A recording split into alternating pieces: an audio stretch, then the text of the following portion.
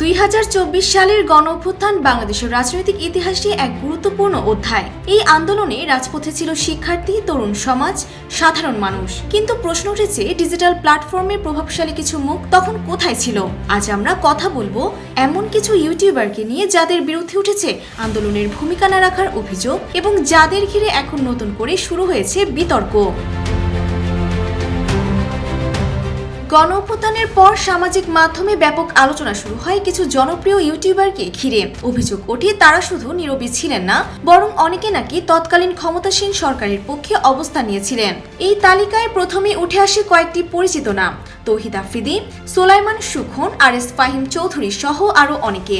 যেখানে পুরো তরুণ সমাজ আন্দোলনের সরব, সেখানে তাদের নীরবতা অনেকের কাছে হয়ে ওঠে প্রশ্নবিদ্ধ। পুলিশ অ্যারেস্ট করে নিয়ে যাবে। এক্স্যাক্টলি।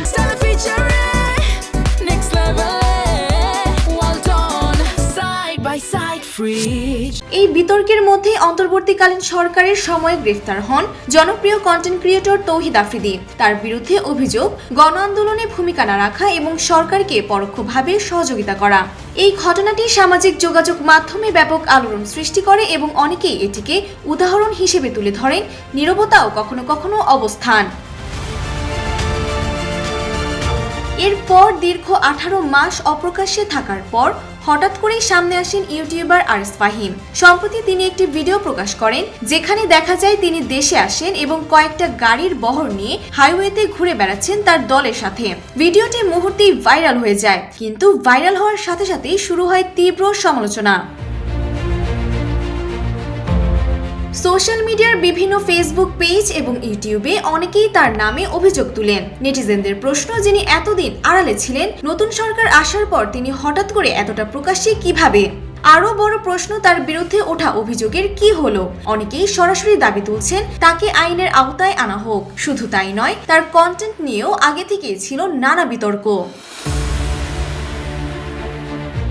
অনেকের মতে একজন তরুণ ইউটিউবার হিসেবে যেখানে শিক্ষার্থীদের পাশে দাঁড়ানো উচিত ছিল, সেখানে তার নীরবতা ছিল হতাশাজনক। বিশেষ করে জুলাইয়ের উত্তাল সময় তার অবস্থা নিয়ে প্রশ্ন তুলছেন অনেক শিক্ষার্থী।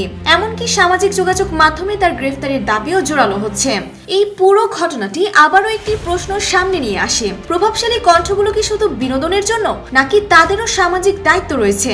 গণ অভ্যুত্থানের মতো গুরুত্বপূর্ণ সময়ে নীরব থাকাটা কি নিরপেক্ষতা, নাকি একটি অবস্থান? আপনার কি মত? কমেন্টে জানাতে ভুলবেন না। Desk report, Bangladesh bulletin.